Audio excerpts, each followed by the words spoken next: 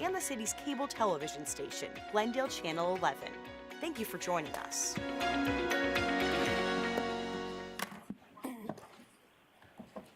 All right, good afternoon. Welcome to Glendale City Council Special Workshop Session, January 6, 2023. Meeting is called to order. I am going to make an attendance roll call. We've got an excused absence with one of our members, Councilmember Clark. Mr. Melner, are you on the phone? Yes, I'm here. Okay. So we'll go ahead and start off with roll call. Councilmember Hugh? Here. Councilmember Melner? Present. Councilmember Tomachoff? Here. Councilmember Turner? Here. Vice Mayor?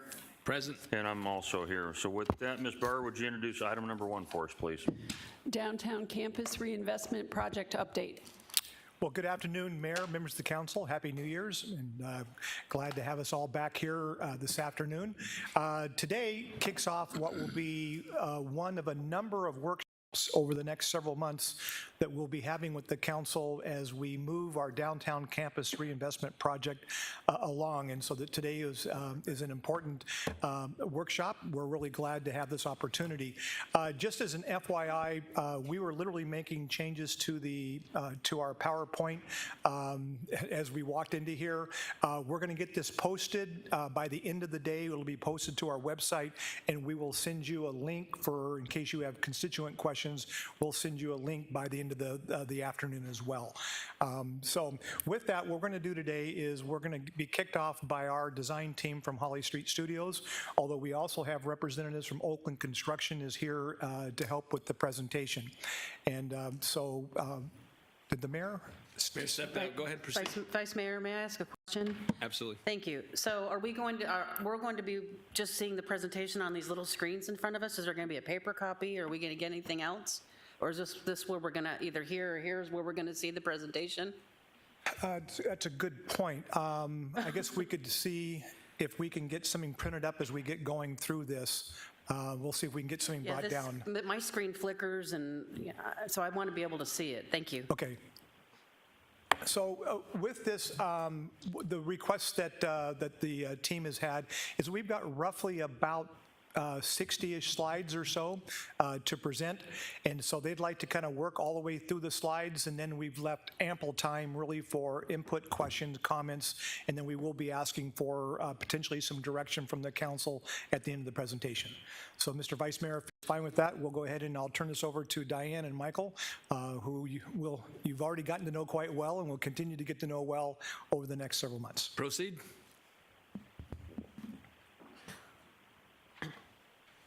Good afternoon, Mayor and Council. It's a real privilege to be here presenting an update on this important project for the City of Glendale. Essentially, what you're going to look at is about a 60-slide presentation that'll go by very quickly, and we've allotted time, as City Manager Phelps mentioned, for ample discussion and questions at the end. Essentially, this project really, this presentation is divided into 3 main components. One, under the guise of it all being a project update, of course. One is the process with which we went through to understand the problem and dig into it.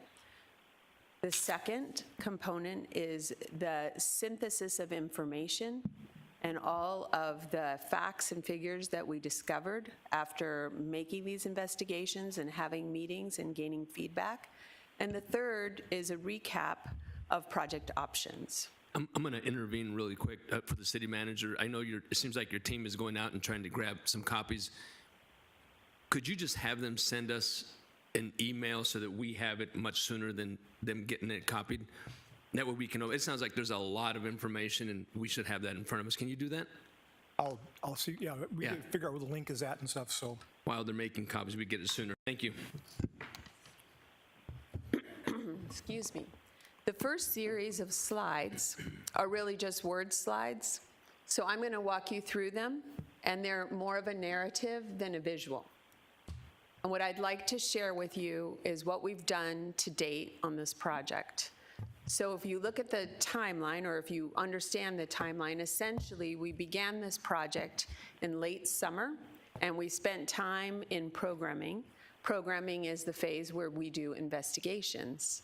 And now, from the late fall through February, we're going to be working through schematic design on schedule, and then design development will follow, and construction documents. Those are 3 key milestones in the project. That's typical on all architectural projects, but you will have many opportunities within those 3 milestone moments to weigh in and discuss your feedback on the project.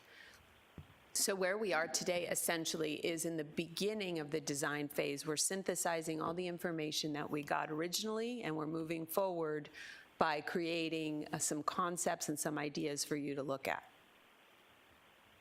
I'd like to take a minute to go back to the point of this project, which are your aspirations as a city. And interestingly, in all the investigations that we undertook for this project, we found that there were alignments from the general public, from visitors and residents that met with the same aspirations as the city council or the city put together. Number one is that your downtown campus should be the heart of the community. Number two, that the amphitheater should become a true destination. Number three, to consolidate community services. Glendale is known for your community service process, and those community services would be consolidated in this project. Create a state-of-the-art workplace environment, and to reflect the City of Glendale's brand in building design. Just a recap of scope, it's really a handful of projects under one umbrella, and mainly you'll see in the diagram that the sort of the darker shades are the real focus of the project, which is the renovation of the City Hall building, the updating of the amphitheater, and refreshing of Murphy Park. You can see that there's some work in the RFP for the council chambers, skin and roof repairs, and some parking garage adjustments. So what have we done during the discovery phase of this project? Essentially, we went back to your roots. First of all, working on a project that means so much to so many people has been a privilege of mine and of our extended team. If you think about the importance of Murphy Park and downtown Glendale, you think about how this project is really grounded in the story of Glendale. Looking at historic photos, which is something that our firm and our consultants do quite often in all of our projects, you can see the well-worn sort of patterns and the culture of your community. You can see that the park has changed over time, but it has always been the center of downtown. It has always been a place of gathering, and you have had a mind toward progress moving forward in terms of what your city government does within and around downtown. If you look at the park in and of itself, it's fascinating to see the changes that it has undergone while still remaining kind of the village green of downtown Glendale. You can see in the upper left-hand slide that the library originally was a gift after Mr. Murphy gifted the park to the city. It was a tiny little building with about 400 books. And then in 1949, it was replaced with another interesting and lovely little historic specimen, which grew, and it became closer to the center of the park. And then in the 70s, Velma Teague Library, as we know it, was established and placed there. And then in the 80s, and you can see in the slide that shows 2006, the Municipal Center was built with a very different philosophy from some of the ways that municipal centers are built nowadays, but still kind of a proud beacon for the city in and among those elements that were part of historic Glendale. So we diagrammed this just to begin to understand what the patterns are and the energy and sort of the story of this area was in 1930, and then you see forward closer to the 40s, then you see 1976, and then you see the project today. So it goes upper left to lower left, upper right to lower right. And you can see that these components begin to sort of fuse with Murphy Park. So that informs some of the things that we wondered further about. Meetings to date, this is really just one example of the several meetings that we've had. We've had a handful of meetings kind of in between these, but essentially the meetings have followed a certain pattern of discovery and investigation.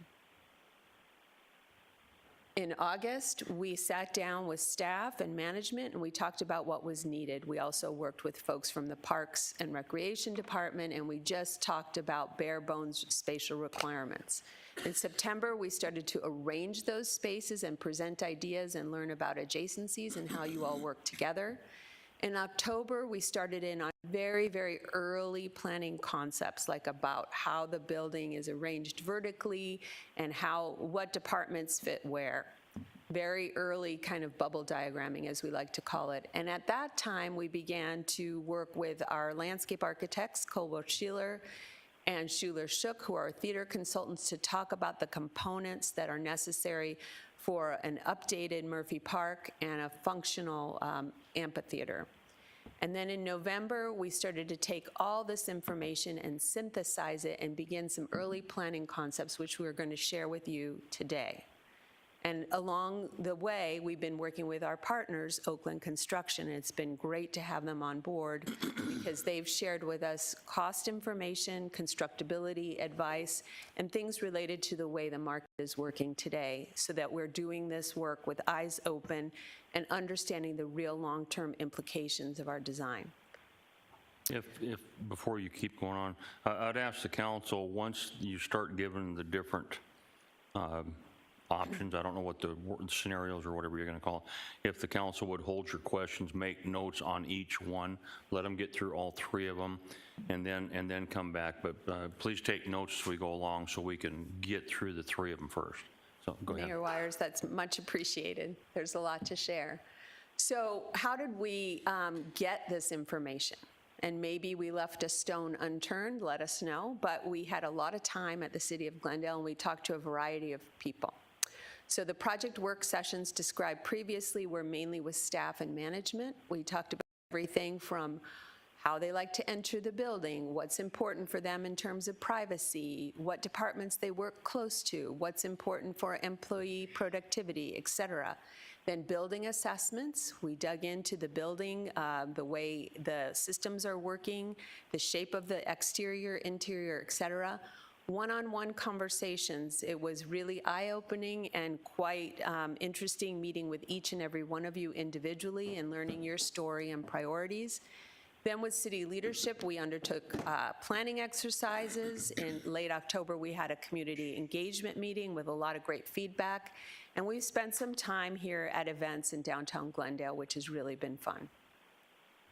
So a few images of some of our meetings and time with you together here at the city and beyond.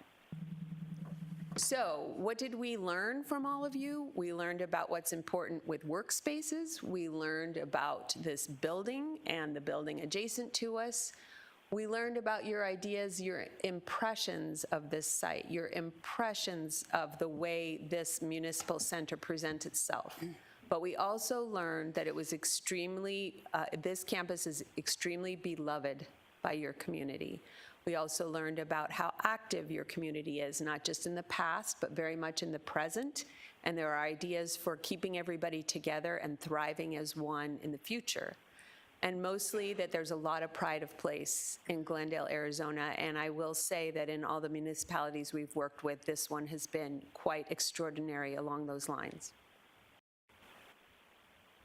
So from that, we presented context. We are very focused on doing our homework, so we presented history, building analyses. We had 2D and 3D views of the building.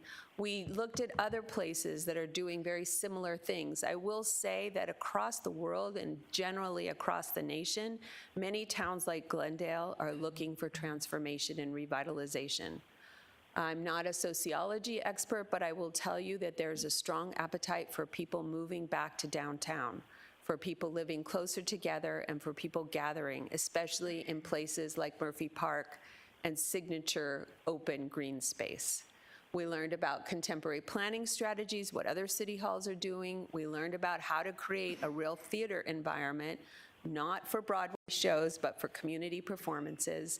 And we learned a lot about how it works and doesn't work to get to this building. So the priorities of all of those people were that Glendale and the center city, the civic campus, should be a destination, that nature and shade are very important to your constituents, that vibrant places to work and play are critical, that events that are active and in high volume are priorities for folks from all walks of life. The idea here is that the DCRP project will also be a catalyst and a connection for economic growth, not just in downtown. And finally, reinforce. Hold on. Just, could somebody turn off the closed captioning, because I'm trying to read the slides and it's over the slides. So, thank you, Mayor. Let me know if that works. Well, And finally- they got to do it back there, so. Okay. Identity is a really big deal. It's incredible how proud people are to be from Glendale, to be moving to Glendale, and they do not see this downtown campus as showing and really revealing Glendale's values. Almost everyone we spoke to on your staff, management and staff, were thrilled to be working here. A number of people, quite a number of people, described leaving and then coming back to work in Glendale. And they love working here, but they don't really love the building, and it makes it really difficult sometimes to interact with the community. So, from all of this talking and dialogue and word producing, there were some early findings that we arrived at. Some of them good, some of them not so good. Deficiencies. The City Hall building is non-compliant in many ways. The stairs and the elevators have problems. There are leaks. The facade system is not up to snuff.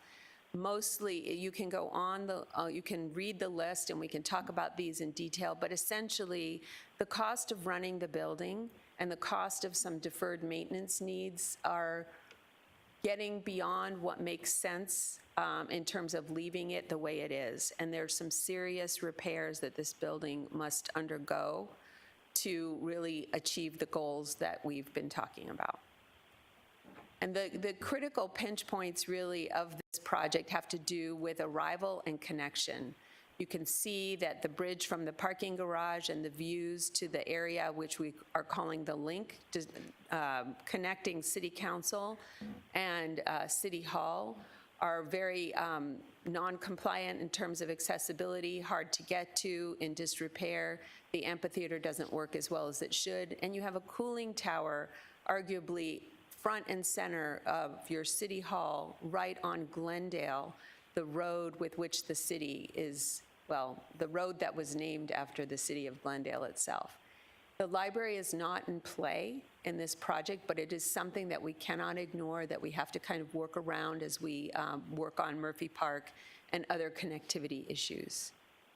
So assets, you have an incredible asset with having your municipal center downtown. It's viable for all sorts of events. There's available square footage, there's connections to parking, there's proximity to Grand Avenue. These are things that you know full and well on your own, but the walkability and the uniqueness of downtown Glendale is an asset that anybody starting a project like this from scratch would be thrilled to have. And the fact that you're doing this work right in the heart of downtown will speak volumes as to the economic development opportunities moving forward and beyond this campus. So, project development, with all this information, whether it was technical or sort of more poetic or kind of historical, we put all these things together and we began to look at early concepts. So we're translating words and ideas into architecture. We took advantage of kind of loose hand drawings. We had a lot of kind of intra-team workshops with a number of our consulting engineers and experts. We looked at it in the computer. We looked at 3D renderings. We looked at many, many different scenarios, but mostly what we were trying to focus on was achieving the goals, whether they were small about maintenance or really big about connectivity and being the heart of the city. And all of this observation took place in the fall and into early winter of this project. Essentially, what we came up with was design drivers. That's what the title of this slide is. And so with all that information that I shared, and there's more, but I really did want to give you an idea of the things that we studied and looked at in order to come to these conclusions.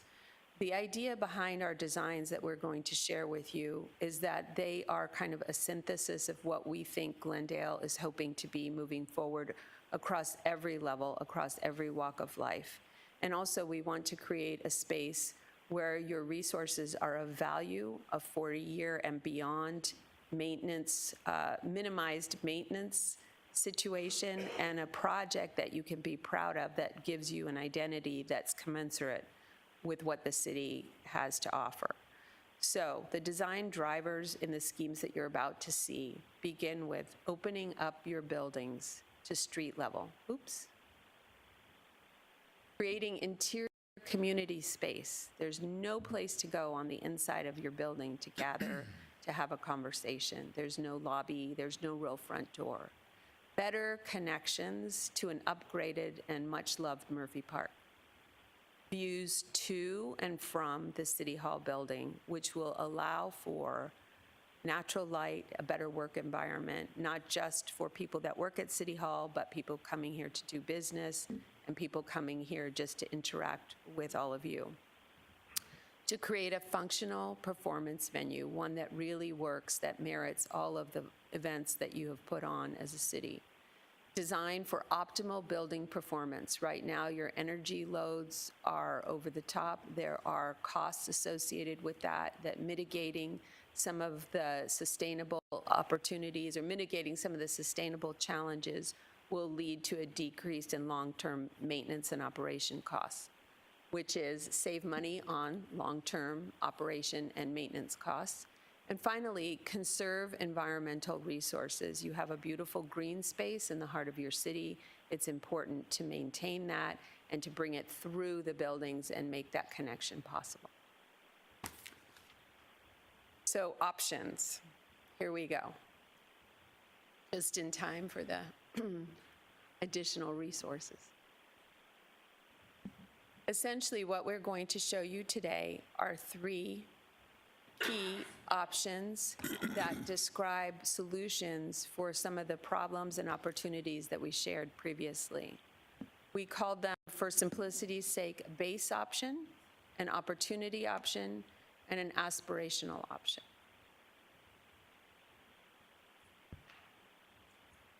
This image represents the base option. And what we're talking about here is work that is aligned with the RFP requirements, which is fixing up the garage, addressing the skin and a little bit of roof damage at City Council, creating a City Hall that's functional and better prepared to handle the new wave of employees and the new wave of doing business at City Hall, work at Murphy Park to upgrade existing and make sure that the infrastructure is working, and improve the amphitheater as guided by the RFP. This slide is the same scheme that you just looked at, it's just zoomed in a little bit. You can see on the floor plans, the yellow are enclosed areas like offices. That's not to say that they wouldn't have views. And the blue areas are more open and connected to the public. You can see on the left side that you have offices on the ground level. You have the one-stop shop in the building. Your link remains the same. We lovingly call your link the jungle gym because there's all kinds of components and ups and downs in that space between. City Council pretty much stays the same with some minor improvements. And you have an amphitheater space with seating that's a little bit more accessible and able to accommodate folks of slightly greater capacity. If you look on the right side drawing, you can see that what we have here is in the basement level, we've opened things up to allow for a more pleasant work environment, and we've allowed for the basement level of the council building, which is what is directly under us, to serve as back of house for the amphitheater. So that way performers come and have an opportunity to change, to practice, to sort of gather in that back of house space, which has been missing for a long time from that process. So what you're looking at here is a three-dimensional aerial view of that scheme. You can see in this scheme that the building itself looks very similar in terms of the roof form, but it has a brand-new skin with greater views inside, look from inside looking out to the park, and from the park looking inside, the skin is a lot more environmentally efficient. You can see that the city council building is relatively untouched, and the space that we're calling the Link or the Jungle Gym sort of remains there, but your amphitheater has opened up, and it has a more gradual slope leading to the rest of the park. You can also see that the park's walkways are upgraded, perhaps to include less pavement and more green, and also to include better infrastructure so that events could take place within that park in a way that couldn't happen beforehand. So right now, this view shows the cooling tower along Glendale Avenue. So if you're coming in if you're looking from Grand Avenue to the east, the road on the right side of this image is Glendale Avenue, and you're looking at the south side of the building. So one of the things that we're working hard at doing is making sure that you can enter the building from this side. The cooling tower that you see right here blocks that view. It is how you heat and, well, how you cool this building, not heat this building. And you can see that it is an obstruction, but you can see also that the building has a bit of a facelift and that there's something there that sort of is refreshed and refurbished. This view shows you from Murphy Park walking into the building from the east side walking west. You can see that portions of the building are opened along the bottom, along the southern portion of the building, and you can begin to see the canopy over the amphitheater and some pieces open. You can see the Link, and you can see the City Council building in the back. Again, this is a view looking south. So if you're standing pretty much on the roof of this building and you're looking down, this is a cross section. It shows you the level below. It shows you the plaza that you come in currently off of the parking garage. It shows you the building with a new skin on it, a new facade, the canopy, and the amphitheater space sort of pushed a little bit further into the park with more of a gradual seating bowl in that area. You can also see that the roof itself remains very much like what you have today, with some repairs and some adjustments, but essentially that's what this building represents. Now, I will say, as we're looking at this scheme, that this represents the RFP requests where we're asked to take care of certain critical elements of the building, but it doesn't really cover everything, which you'll see in subsequent schemes. There are elements here that are perhaps in need of repair that do not take place within this scheme, and they're more along the lines of deferred maintenance.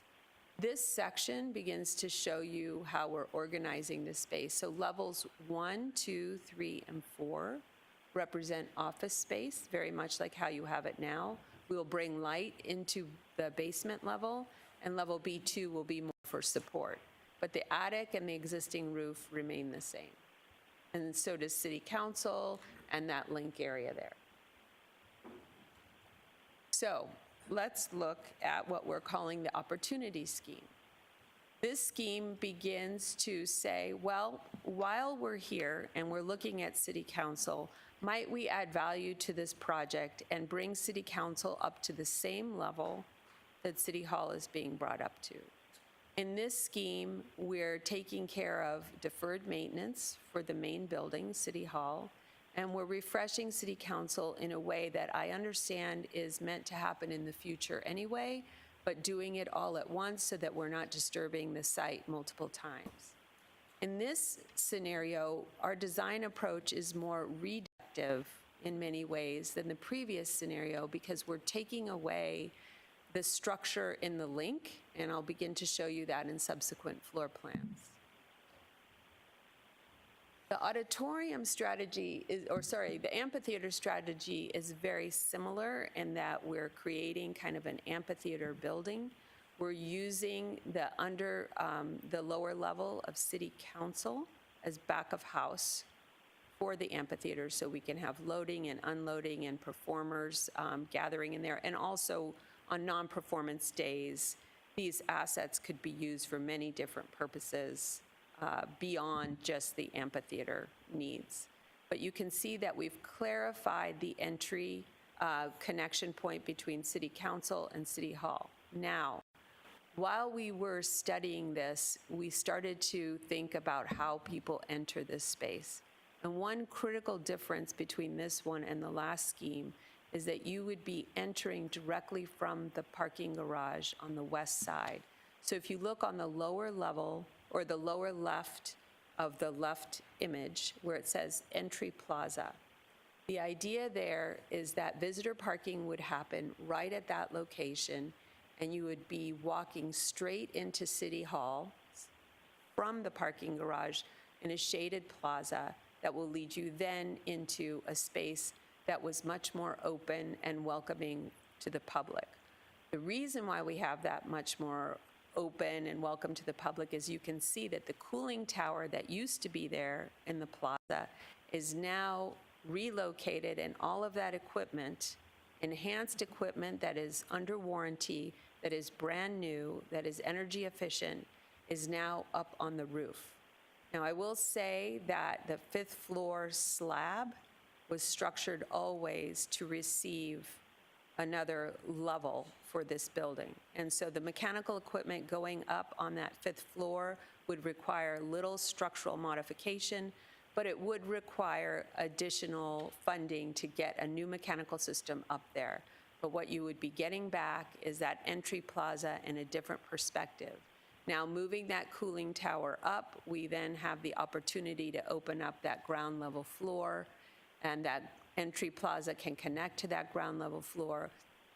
The level gets a little bit more light. We have the ability to connect floors 1 and 2, and then 3 and 4, and you begin to open up that space in a way that works much better. I know there's a lot of information here, but there's a lot to share about each of these schemes. Finally, on this scheme, before we get to the 3D, is if you look up at City Council, we are learning that most City Council chambers need to accommodate about 150. This City Council chamber, as lovely as it is, was designed during a time when we didn't have video connectivity for meetings and gatherings such as this. So what we're proposing to do is, while refurbishing this chamber and also keeping a lot of the good things that are here, is closing the footprint of the gathering space enough so that you have public space. You could see it outlined in blue along City Council to look straight onto the park and to have gatherings and public amenities within this building, taking further advantage of the square footage that you have. So 3D. You can see that the elements that in some ways were very obstructionist, leading from the parking garage, are taken away. This is a reductive scheme in many ways. You can see then that City Hall now has a mechanical system up on the roof, and if you so choose, you can generate electricity with a photovoltaic panel system up there. This is something that Holly Street Studio worked on for the city of Mesa and ASU, and it's very successful in cutting down on energy costs and also creating a nice canopy up above. Most importantly here, you can see that the bridge leading to and from the parking garage is taken out, and I'll show you in the next slide what that access point looks like. The amphitheater still feathers into Murphy Park. Murphy Park is further sort of embellished and connected to that space. And City Council now, instead of becoming a dark inward-turning building with that odd sort of peak to the south side of the building, is now open and available for many different activities as your public so generously requested. And now with the cooling tower gone and mechanical up on the roof, you have an energy efficient building. You have a system that is warrantyable, and you have a public plaza right on Glendale Avenue facing your city hall for activities and events, and a safe connection from the parking garage straight into the building. You have options now with the way the square footage is arranged to have public activities or flexible activities on the lower level, or rather the ground level. And it's really up to you as far as how you want to use that space and how the citizens of Glendale want to interact with City Hall. We did cover benchmark spaces across the country where city halls are now behaving in very different ways. No longer are city halls used just as office buildings. You can see many people congregating and gathering and using these buildings as ways to kind of further other missions of the city. And so this gives you that flexibility. I will say that the building designs that you're looking at are schematic in nature, and they're explorations just to indicate that we intend to explore the idea of openness along the facade of the building. This is not a session, which will come later, to discuss kind of the architectural aesthetic.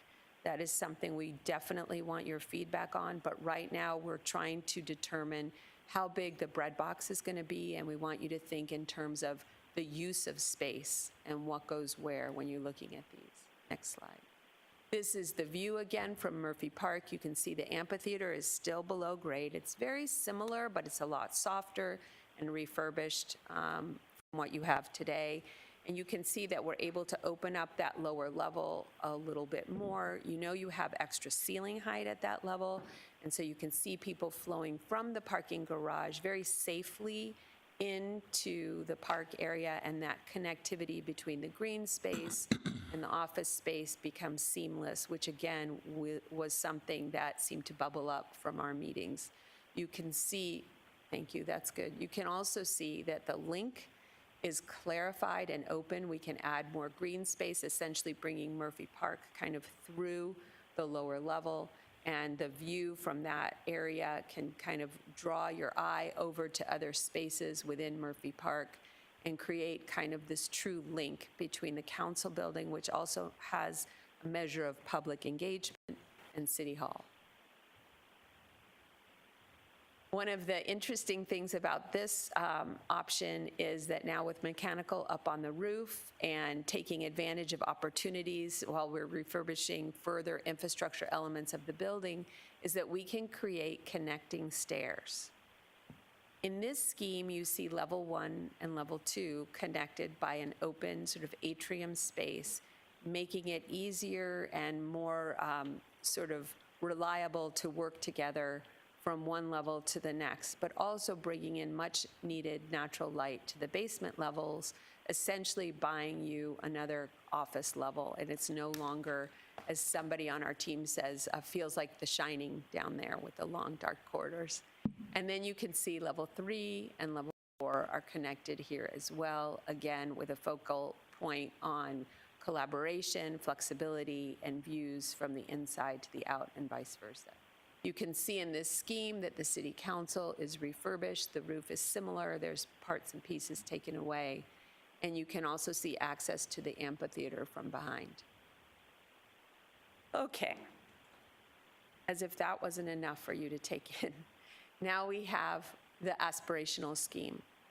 This scheme begins to look at the possibility of bringing city council functionality into City Hall, with the idea of the smaller footprint needed to do the business of city council and bringing that into City Hall, and this is just conceptual at the moment, we're able to expand Murphy Park to a whole other level of green within your village center.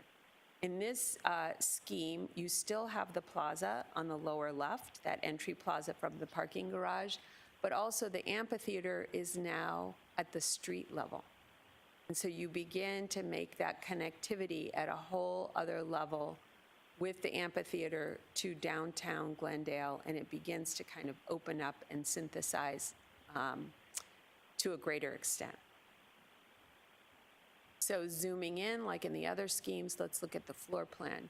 You can see the yellow bar in the floor plan on the lower left where there's seats. Let me know if it's hard to see. And in blue, OSS stands for one-stop shop.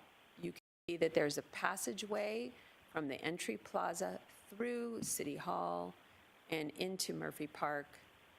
Again, these plans are space diagrams. There's a lot of design left to go, but we want to just show you what the possibilities are for the use of your space. You can see that there's still that blue space for public engagement. And you can see now that the amphitheater, rather than being buried, is now at grade, as mentioned, and connected to the city council building in that it sits where, in this case, the former first level would be taken over, and the lower level would be used again for back of house, and we would link the two at the basement level so that you could have direct access from B1 straight into the basement level of city council chambers. There's a lot to digest here, but the gist is that Murphy Park grows in this scheme and that we're consolidating city functions within City Hall.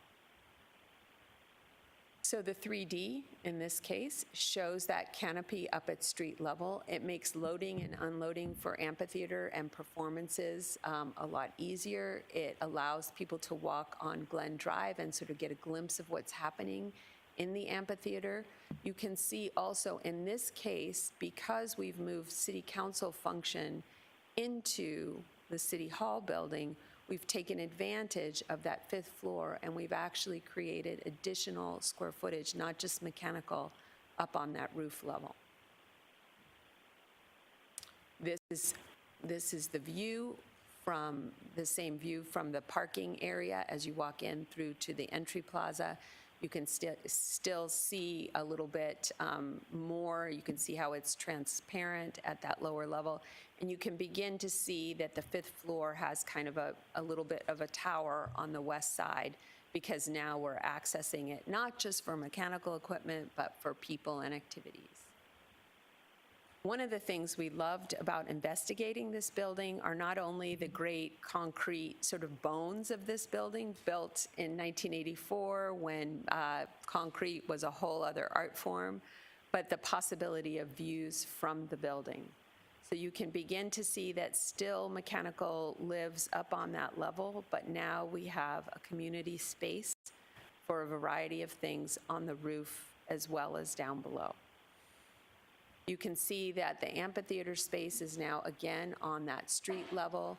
The plaza is even more sort of reduced and becomes a link, and it's a connecting promenade that ties the loop of Murphy Park into the municipal center, and you can see that that green space opens up for way more than just performances.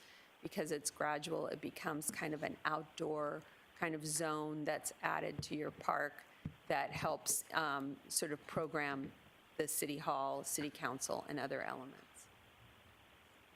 And again, we have the connecting stair between B1, 1, and 2, between 3, 4, and now 5. So in this aspirational scheme, the amphitheater has a little bit more presence. You can see that the 5th floor now belongs to you, and those views are for the citizens of Glendale to use and take advantage of in many ways. The idea behind the design of the building, as we'll enter into in subsequent phases, is more reductive than additive. The idea is taking away things that you don't need and bringing things back that make the building a more long-term, more viable, more workable, more sustainable than it has been in the past. Now, again, I always have to put my caveat on this because we're so early in the design process, but these 3-dimensional views are here so that you can begin to understand the possibilities that this building has. This would be in both the opportunity scheme and the aspirational scheme, where we begin to show open vertical transportation, meaning the stairs from one level to another. And we've been very surgical about where those would go in terms of structural viability. but you can stand at the entrance to your city hall in either one of those schemes, look at the new plaza on the right side of the frame and look at Murphy Park on the left side. This is very open. Of course, we will finesse this and we will adjust finishes, et cetera, as we progress. But the possibility of visibility, of orienting your visitors in a way that they've never been oriented before, and modern ways to work together exists in these schemes.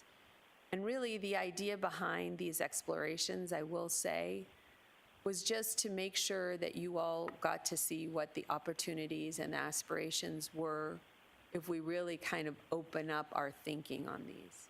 We're not promoting one or another, but we felt like it was our due diligence to kind of look at different options and share kind of what we saw through these investigations. The next one.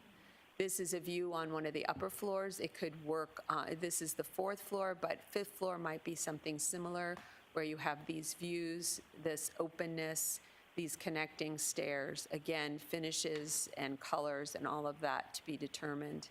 I think what's important about these schemes is a lot of times as designers, we get caught up in the idea of trends and designs and finishes and aesthetic, but what we're hoping to do here is create a long-term flexible solution for the city to take advantage of this important asset and be able to change the building and change the way you use it as your city and your constituents change. So these are meant to show that great deal of visual access to the outside, of how we can use sustainable materials to minimize the load on the inside, and really open up the possibilities that exist in these resources, whether we're talking about the building, the City Hall building, the City Council building, or the park. There's a lot here to work with, and we're excited to share that with you. I'm not sure if there's one more. So what we're going to do is turn this over to a recap from City Manager Phelps, and then open up for discussion. Yes, so I think that what you've seen here is one, I think the team has done a great job of really giving you some different options on this kind of schematic and programming exercise.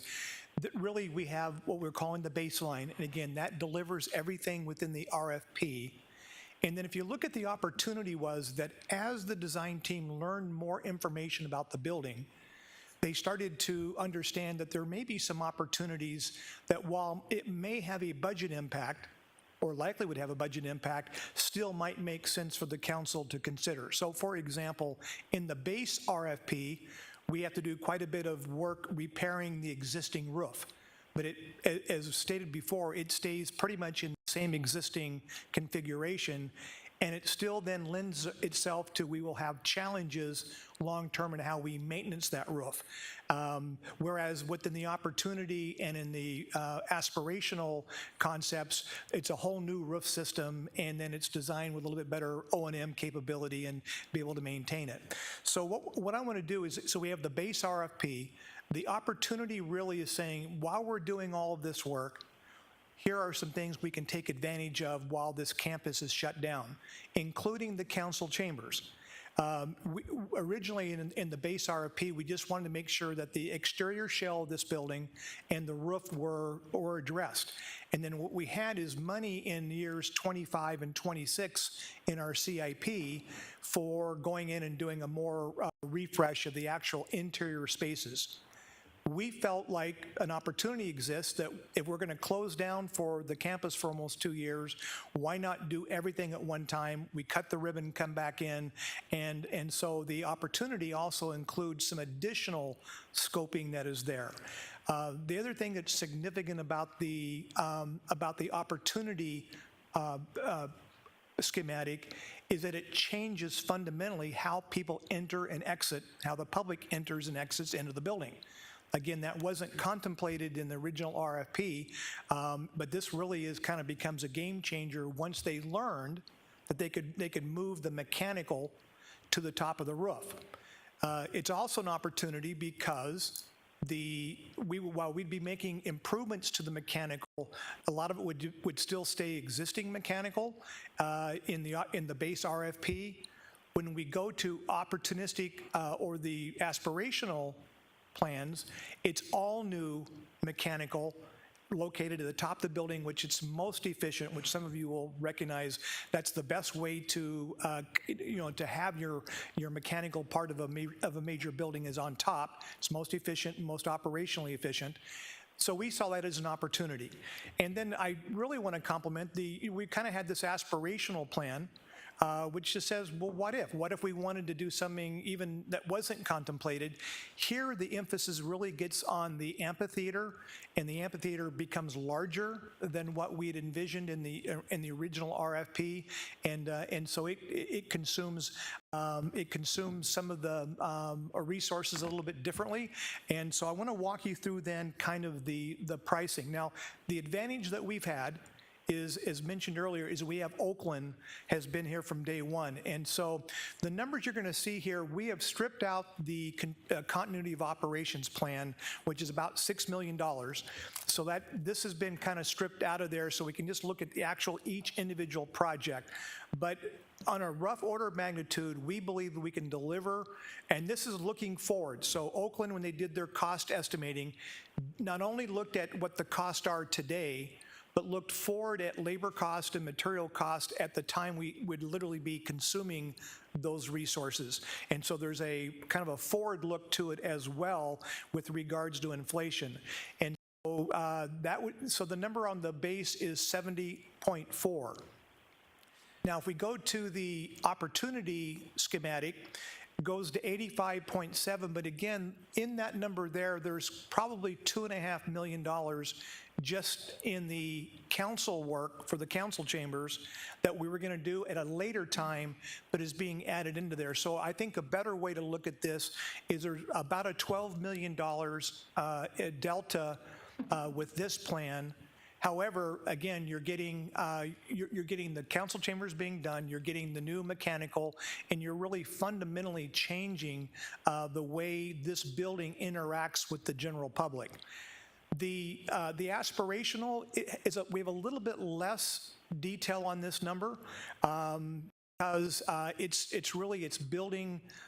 It's tearing down and building new. We really haven't had a chance to go into great detail there. And so this is a little bit rough estimate at the $100 million mark. But that's, we believe we can accomplish in and around there at those three levels. So as a staff, you always look for staff as recommendation. This is ultimately, we want to get direction from the council on where we want to go into the next step. But we feel that the opportunity really meets the aspirational goals of the council, which is to not just give us and deliver a really good building project, but deliver a project that really fundamentally changes how this campus is viewed by our community, and the amount of light and the amount of interconnectivity, the amount of efficiency of how we operate internally by getting new staircases and encouraging more interaction. We just felt really hit kind of the sweet spot. But that's only a recommendation. This really is a decision that we're looking for from the council. So what we'd like to spend now time is answering your questions and getting clarity for there, and then eventually, Mayor, what we'd like to see is there, and maybe we need more time to discuss this, but is there a consensus to move forward? If there becomes, let's say you pick out one of the three schematics and you say, this is really what we think we should focus on, then we would probably be back here in about 3 to 4 weeks in another workshop where we can then spend more detailed information on that schematic and start really showing a higher level of detail. And that would be another check-in point to kind of, there'll be a number of different options of how you could adapt that building to the operational side, and we'd get feedback as well. So with that, the team is here. We've also got representatives from Oakland Construction can hear if you have any questions on that as well. And for that, Mr. Mayor, we'll turn it over to the council. Okay, well, and I just want to be clear. So today, we're not looking for what color is the building going to be painted. We're not looking for what kind of trees are going to be planted. We have to keep this at the 50,000 foot. Absolutely. Mayor, members of council, yes, and I want to say one thing regarding Murphy Park is what we've done a lot of work on is understanding the drainage and the infrastructure infrastructure needed to repair Murphy Park.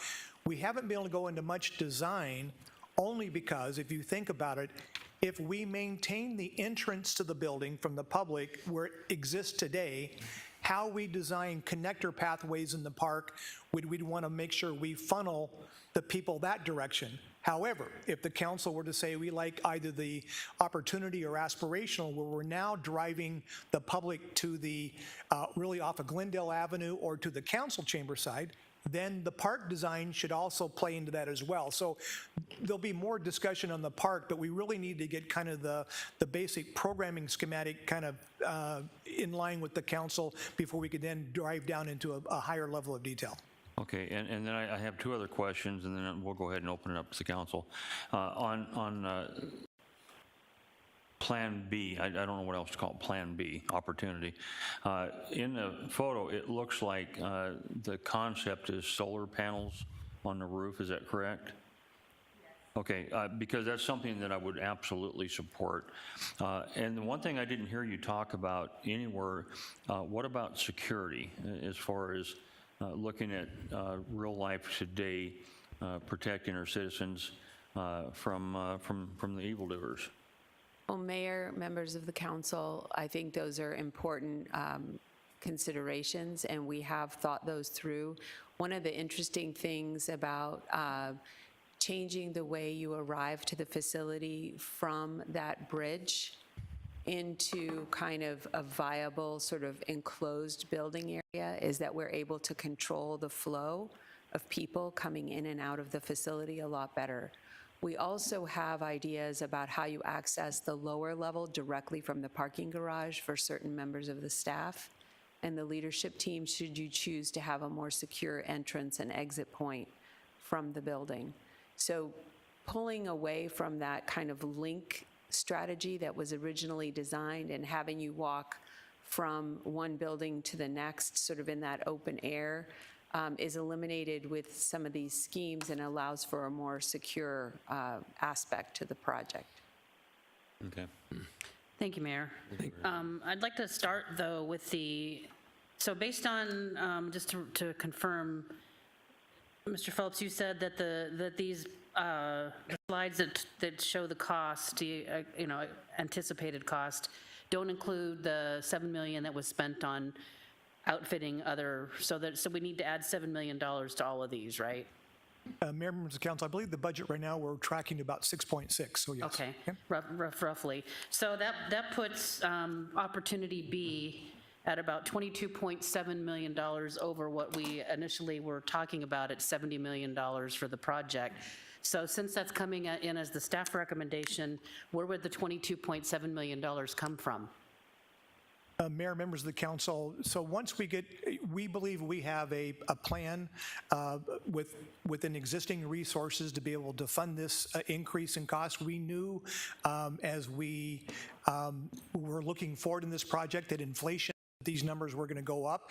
We're going to be benefiting, and I'll have more detail on this in our next workshop. We benefited this year from two things. Our overall revenue coming into the city exceeded what we had budgeted, and our expenditures came in under what was projected. And so between some savings there, we believe that the differential between the A and B, that we can pay for that basically out of cash without having to borrow to do that. Mayor, if I could continue, I would be really hesitant until I had absolute data to show me how this cost was going to be covered, to be providing any kind of consensus. I mean, I always, when you do a project of this magnitude, you want to try to solve as many problems as possible, and I understand that. But without absolutely knowing where this other money is going to come from, it's not going to come from some other thing that we've committed to do that we're not going to be able to do. I wouldn't be myself willing to give a consensus. I do have a couple other questions, Mayor, if I could. Does the building have to be skinned? Because I've been asking this in the very beginning. Does it have to be skinned? And if it does, why?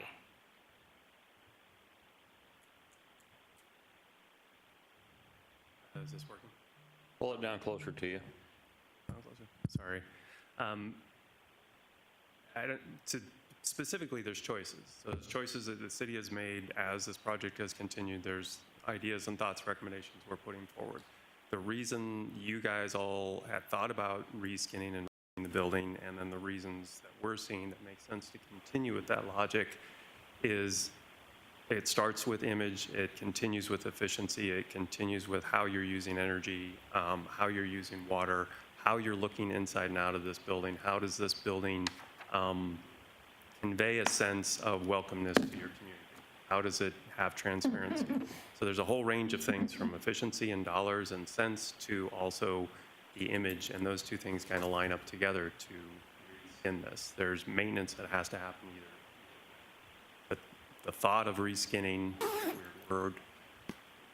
your existing structure is still a strong, very valid idea. Mayor, I still am not sure I understand that, because I've seen other old buildings where basically there's a new facade, and then there's insulation, and then sometimes parts of buildings are skinned to put in windows and make changes, but you're not literally removing the entire structure. So I've never, I know you said you guys, but I mean, this is a question I've been asking from the very beginning is, I just want to understand why we need to skin the entire building. I do think that's a valid question, Mayor and members of the council. The technical reasons we can share with you, there are reports from our consultants who have looked at this a little bit closer from an engineering standpoint, and I think it's fair to ask that question. The way this building was designed was to sort of approximate a style of architecture that was popular in the 60s and 70s called brutalism. Brutalism was a philosophy that buildings were very utilitarian, that they were inward turning, and that was very much the fashion of the day. They weren't really designed with the idea of connecting to cities as much as sort of creating this image of strength and power. Now, most true brutalist buildings, and forgive me, just one step back into architectural history, are created by cast concrete, which is extremely expensive, very permanent, and there's many examples of that we'd be happy to share. This building, in many ways, and I mean this with full respect to my colleagues who designed it, is fake brutalist because they achieved that look with basically sticks and stucco applied to the structure of the building. The skin that you talk about is not structural. It is a layer of materials designed to look a certain way that is now leaking. It's not just leaking water, but it's leaking air. It's costing you quite a bit more money in that it is not containing the systems that are air conditioning the building. It is not saving money in the sense that it is in constant need of repair. It was not a good idea in 1984, and it's not a good idea, speaking as an architect, with backup from my engineers, to just paint that skin that was poorly constructed to begin with. So we can do that, and we have done that on our projects, but we recommend reconsidering and putting a skin there that will last you a lot longer, that will be under warranty, and that will keep the building cool and warm, and I should say views in and out, and most importantly, for the health of your employees and the general public, well ventilated, which is also a serious problem with this building. But we can share additional diagrams to help explain that, and of course, it remains the option for the city of Glendale to do either way. But our findings have concluded as such. So, Mayor, if I could, what I was asking was, is there a reason why you couldn't apply another skin over the existing skin? I mean, I've seen that done on other buildings. That's. Well, I mean, again, we could talk about this in further detail because I do think that's a really good question. It would be like putting another layer of material or paint on a building that has weakening material or paint already on it. So the buildings that we do see that are reskinned very successfully, and some of our projects have done that, have good skin to begin with, which is typically masonry or concrete or some other kind of steel backup. But your backup is very thin and weak. Once upon a time in Arizona, we didn't care how much electricity costs. We didn't really care about solar gain. We were easily building buildings that had very thin skin and very thin windows. The first thing a homeowner does when they refurbish a home is make sure that it's not leaky anymore. And by leaky, I mean air and water and other things. So the skin that you have now lacks integrity, and we have some analysis for that. And those are the choices that you make. The good news is that the slabs and the columns and the spacing of the columns of this building and the steel that's present in this building and other components that are solid concrete are in great shape. And we intend to work with what we have. Everything that works in this building will be kept and will be lovingly sort of accommodated to move forward with these other energy goals. Okay. Mayor, I have two more things if I could. The plaza entry, while I think in concept, at least for me, maybe I'm become paranoid because of the world we're living in, but to me, and I would just like to know whether you've actually like run this by, I'm trying to find the picture, where it's open to Glendale Avenue and there's a plaza there. Looks like a real easy place for somebody to drive a vehicle into a building. It's like literally the right turn lane is here. So I don't know from a safety perspective whether any of those analytics or any of that data has been assessed. But to me, that doesn't look all that safe. I mean, those are things, unfortunately, that we have to consider. People do drive vehicles into buildings. This is a government building. I think that needs to be part of the analysis that we're looking at here is, would proceeding in this fashion even be safe for the people who work in this building? Yeah, Mayor, Councilmember Tomachoff, so what I think wasn't maybe pointed out real clearly, the opportunity and the aspirational are proposing to eliminate the right in off of Glendale Avenue. So if you're going westbound on Glendale Avenue, we eliminate that altogether. So one that eliminates the kind of the pedestrian vehicle conflict of people coming out of the parking garage. And what we're not into the level of design is that, yes, every building nowadays, you will put up safety bollards, bollards around to make sure that that happens. But we're not in that level of detail yet. But that would automatically be part of the design process.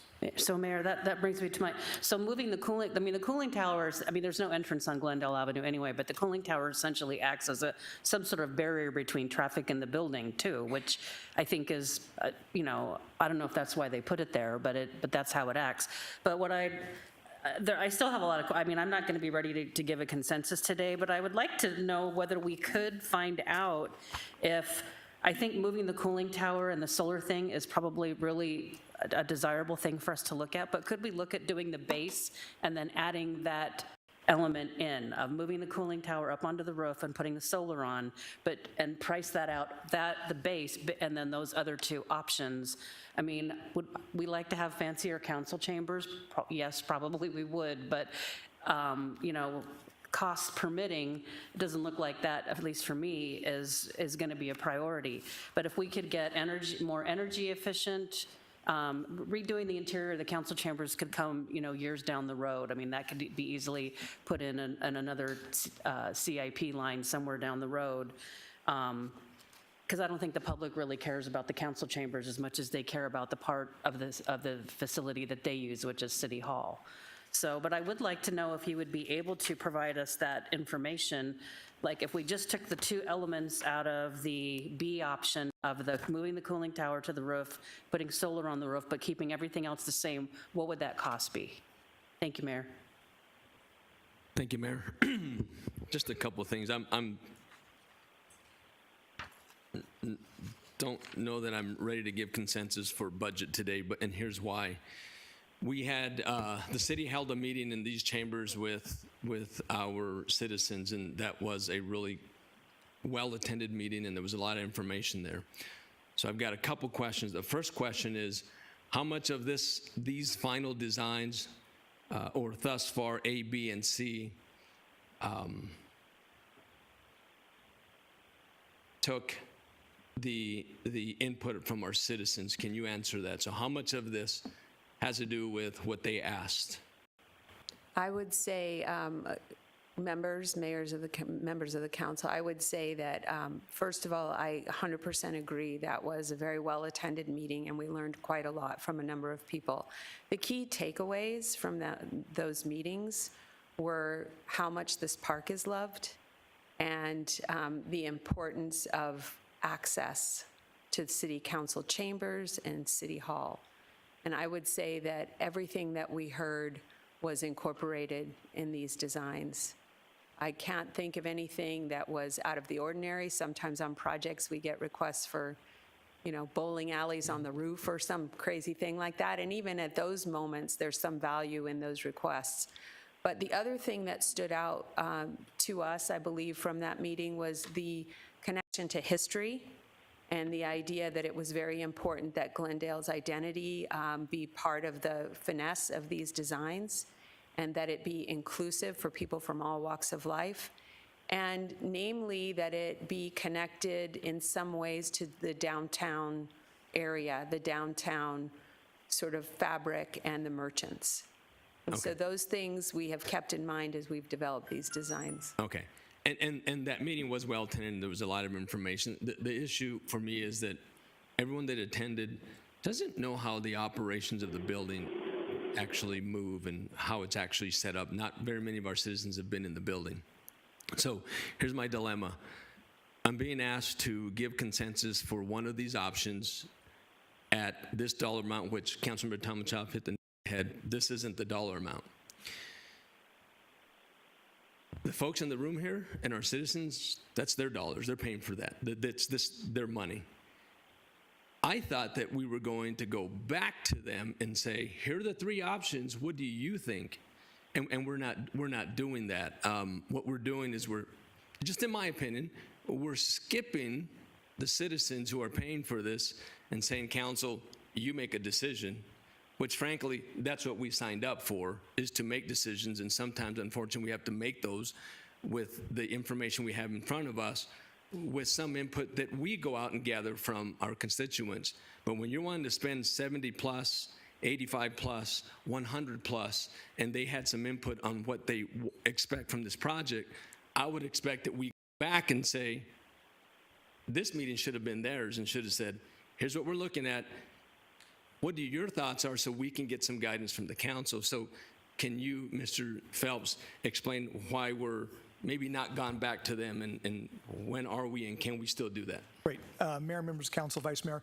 So part of the, if you remember the kind of our community outreach, we show that there is definitely a place where we're going to be taking design concepts and going out and getting input before coming back to the council. Here was really more, we needed to narrow down and get a sense of where we need to put more effort, so that when we do meet with the community, we're not talking about, well, maybe we enter in over here, maybe we enter over here. And we felt like, from the community input that I was able to read and in talking with the design team, that when it gets to colors and reflectivity and textures and all those things, design of the park, that's very much we want to make sure that the community has an input into. But in terms of whether to relocate the mechanical tower to the top of the building, we felt might be a little bit premature. But what we're trying to balance is keeping a project moving forward, in a manner that's consistent with the goals of the council, at the same time making sure that we continue to get input from the public. So we can adjust, and we can put additional meetings, but our thought would be this, is let's say there was it's not really a commitment, but it's saying, maybe what the council says is, no, we don't want to consider anything other than the base. Then what we would do is put some refinement into that plan. We could then go out to the public and show them that plan. If you felt like the opportunity was at least something you want to look at, we can then add a little bit more detail to that. And if you would like, we can schedule a meeting between now and the next time we come back to the council and receive that input. Remember, we have a working website, and we're going to have this presentation by the end of the day on there. There's an opportunity for people to be able to submit, input and thoughts.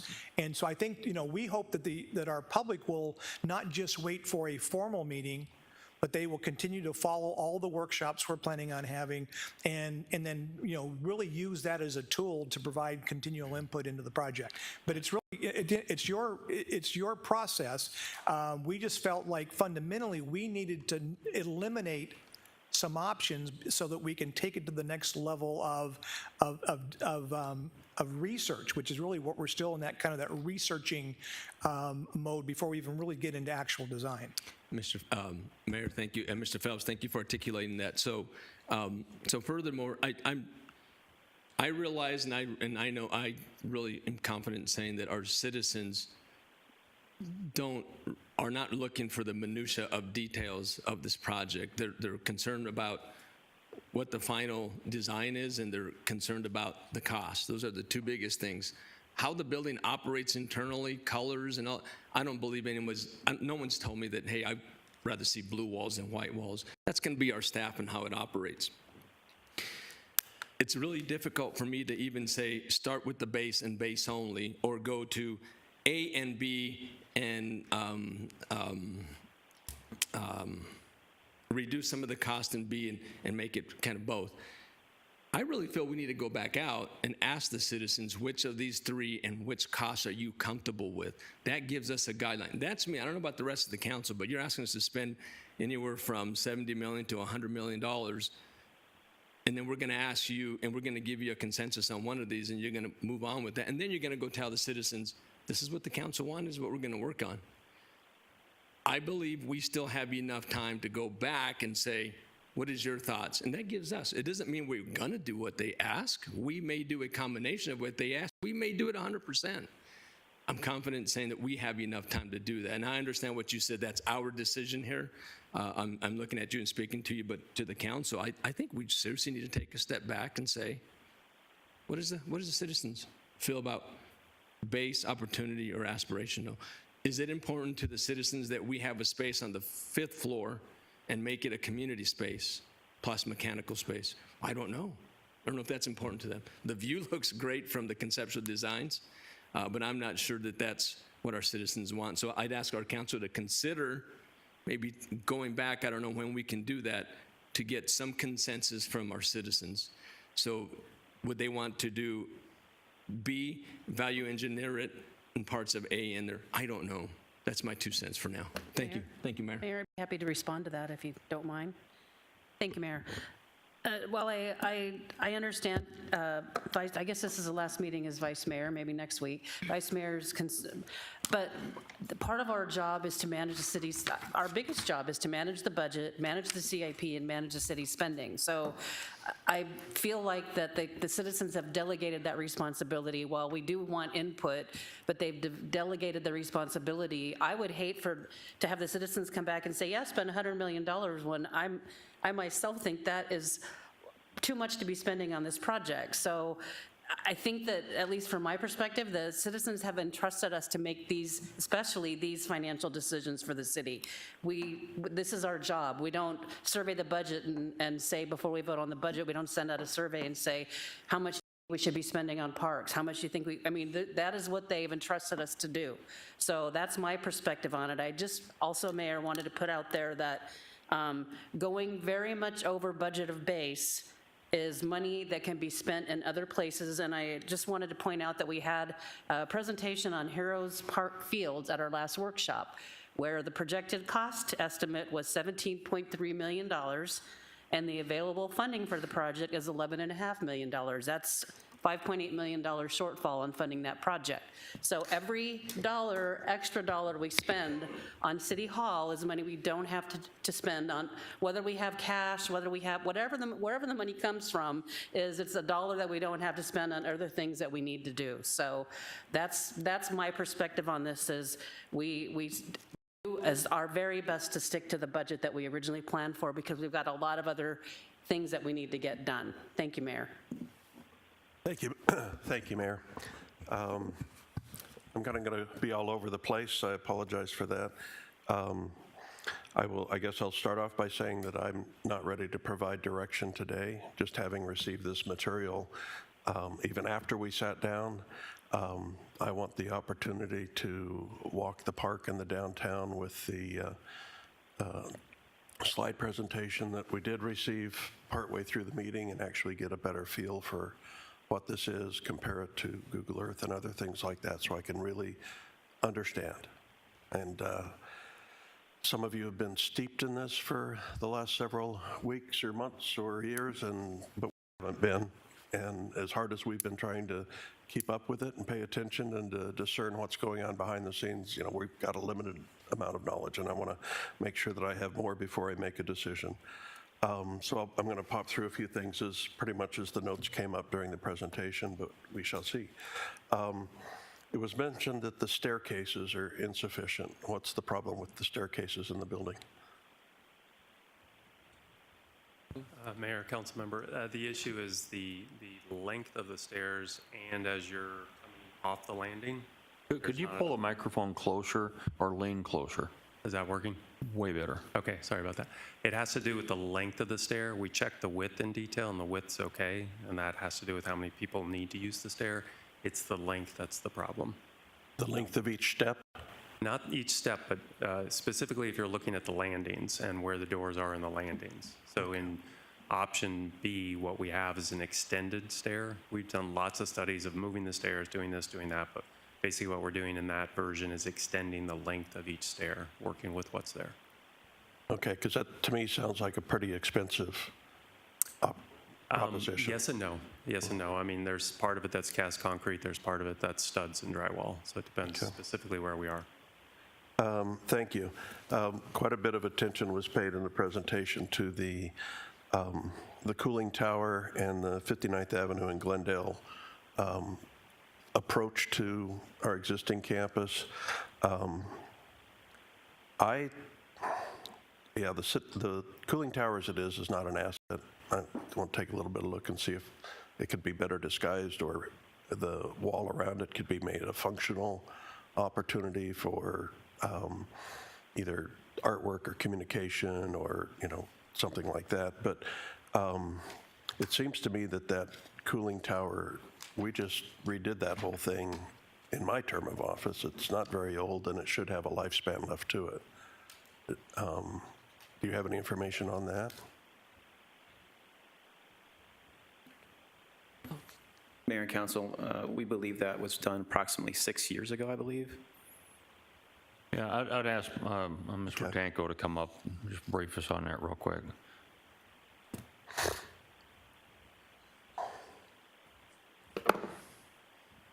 Thank you, Mayor. Councilmember Turner.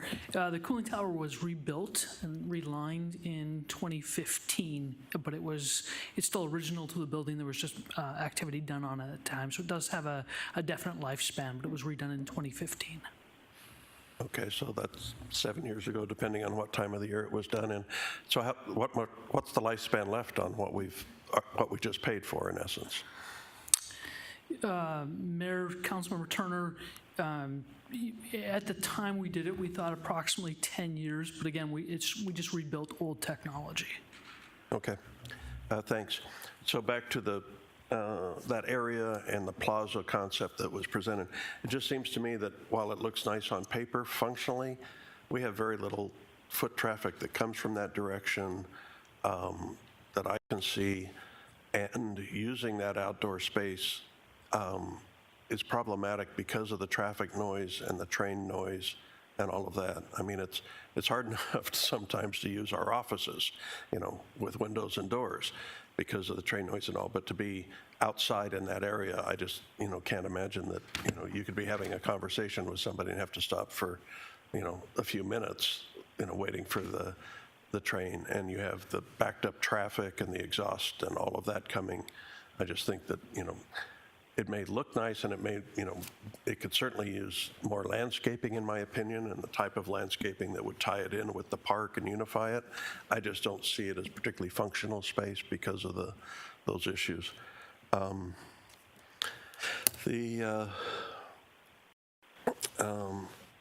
wondering, have we done a count of how many visitors come and go from City Hall and how many staff members come and go from City Hall? Because as you mentioned, in modern times, due to the electronic communication that's available, maybe council chambers don't need to be so big. I do have in my memory of on this council of this auditorium being full with people that were here to speak to us. I would hate to have a standing room only and people out in the hall situation because we shrunk the size of it. I'm not, I'm willing to think about that, but more I'm concerned with, we're doing all this to facilitate coming and going from City Hall when just as fewer people are coming to council meetings, a whole lot fewer people are paying their utility bill in person. Plans transmission from architects to our building department are being done electronically and all of that. So, and in the times when I'm down here at City Hall, it seems like there's, not that much coming and going, through our doors. And I'm just concerned about how much are we putting into that effort for 25 or 30 customers a day, and then of course our staff, but our staff comes and goes. It's not steady traffic that I would see. So I just want to have a sense if we have a concept on that. You had, in your diagram, had shown the potential for solar on the roof of the City Hall building, and the mayor brought it up as well, and as did the vice mayor, and I'm a fan of solar too. I just think that it would be better located over the top of the parking garage so that it provides shaded parking on that upper level, because the upper level of the parking garage is, at this point, clearly it's substandard parking for our employees and our vehicles that sit out there in the sun all day long, and for the public as well. So I don't know that we need to more shade the building, and I'd rather see us shade the parking spaces and improve that experience. A couple of them, of the opportunities, I think it was opportunity and also aspirational, that showed the openness that's possible, and then the open staircases between the floors. And I think that deserves a lot of thought, because in my experience, while it looks nice, you get a lot of noise transmission from floor to floor. You have the potential for conversations being overheard and those sorts of things, but mostly it's the noise transmission that channels through there. A resident asked me to ask, and I agree, this is totally off the page, what are the protection, is there a protection plan in place for Murphy Park during the construction period, that it not be used as a staging area for all of this construction work going on? What degree can it still be open to the public over the course of the 2 years that the buildings are closed? Will the library remain open to the public? Those kinds of things. Can it still continue to function? And will it be protected within whatever scope of changes are decided to be made to it? On the display itself, or your PowerPoint presentation, I noticed that you, particularly on the view, where you're trying to depict what would the view be, you'd identified some of the mountain ranges in the background, I think. And I found that to be confusing, because the names that you're using aren't the traditional names that we know those mountain ranges by. They may have been the Native American names or something, but I think for the sake of our public, and I'm all for diversity and learning new things, but I think for the sake of our public, that it would be better to, call South Mountain, or Red Mountain. I think you got the white tanks right, the Estrellas, so that because it's distracting, it takes your conversation away from what it is that's on the table at the moment.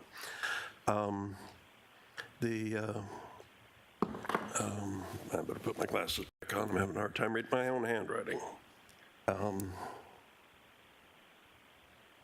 The council chambers here has this big angle that heads off to the south that's right over the entryway here, that I noticed was removed in the aspirational and the second two options. Is that feature functional to the building? Is it strictly aesthetic? As I understand it, it's purely aesthetic. Okay, thank you. And then the other overarching concern, and I'm sure I have others, but I'll break at this point, is regarding the amphitheater and what is the intention for it. I have asked for a business plan and an idea of what we would do with it, how much it would be used, what acts, we would book, what entertainers, we would be booking, or what, if that's even the plan for it. All I got back was a very dismissive memo that I know all the other council members read, or, well, they received. and I still don't have a concept myself. It's what is it we expect to have occur in the amphitheater? What are we committing future councils to as far as operational uses for it? And, you know, is this really an asset that's necessary or will be productive in the future? It's all, you know, I had suggested 6, 7, 8 years ago the concept of the city providing an amphitheater out in our entertainment district on our black lot. And the feedback that we got from having talked to our entertainment professionals at the time was there's no demand for that. There aren't that many traveling outdoor acts, and it's not something, there's no value to providing that. But now we're talking about providing it here in our downtown, and now we're in the face of other entertainment competition in the Westgate area with outdoor acts at Vi, plus a potential amphitheater at the new Metro Center. I just think that I need to know what's the concept. Are we going to have, you know, high school bands and theater productions, which I'm fine with, or are we looking at bringing in name music acts and, you know, that run the casino circuit, for instance, which is also a competition? And what's it going to cost us? Our initial thoughts about the amphitheater were to simplify it, to provide some shade and make the lighting and the sound, in essence, plug and play so that entertainers can run it themselves with a smartphone, and that we could lower staff costs. I don't see that happening here, and I really think that we need to know, we are entitled to know what the object is to be accomplished there and what the costs are for it and what its viability is. I wouldn't invest this kind of money in an amphitheater that was going to be simply built across the street from City Hall without a business plan. I don't know why we would invest this kind of money in an amphitheater that's going to be built at City Hall without a business plan, some sense of what we expect from it. How else are we going to be able to evaluate whether it's performing at its as desired or not if we don't know things? So, as I said, I'll stop there for now, but I think that the council and the public, and I appreciate members of the public that are here today and those that are going to view from home later. Noon on a Friday is not necessarily the best time to have a meeting like this. We have restaurants that are, you know, in their rush hour, but I want more time to look at this myself, and I think the public deserves it as well. Thank you. Mr. Melner, are you still there? I am. Yes, sir. Yeah, I think there's been a lot of good discussion here. I just had a lot of notes that I've taken regarding some of the questions that have come up. I thought it was a very good question regarding the skinning of the building and why that's necessary, and I appreciate the comments in response to that. Based on that, I'm very much in favor of moving forward with that, not considering not skinning the building. I think the engineers and the architectural firm made it very clear that our current skin is not a long-term, to go over the top of it is a long-term solution. I do agree with the point regarding the safety that was mentioned by Councilmember Kalmachoff, and I know city manager talked about that and said that there would be some sort of safety barriers, which I think are critical, and I would just like to kind of make sure that those are included. I'd like to make sure that architectural firm does include a safety barrier to prevent any kind of car being able to come into our building at any point in time, similar to what happens at our arena, at the the Cardinal Stadium. They have barriers that prevent anything like that happening, and I think that would possibly solve that problem, and I think that's already going to be in the plan, but I just want to agree that that is something that needs to happen. I do believe that the cooling towers on that side of the building, if we do remodel, are very, for lack of a better way of saying it, very ugly and need to be removed. And I would agree with the process that we need to move those cooling towers and make our building more amenable to a nice-looking downtown. I mean, why are we doing this? What is the purpose of even considering all this? It's all about revamping revamping downtown, making downtown a better place to be, to work, to play, and to come to. And so I'm not willing to skip on things that are going to really make that happen and make it happen well. Yes, it's going to cost money, and I get that. And the other thing I really agree with regarding, you know, the input from the community. I believe the input of the community is important. But I also believe that we're at a crossroads here that we need to make some decisions and present them to the community. I think based on the plan I've seen, both A and B said that they are increasing green space. So my first question is, how much increase in green space are we anticipating with either A or B?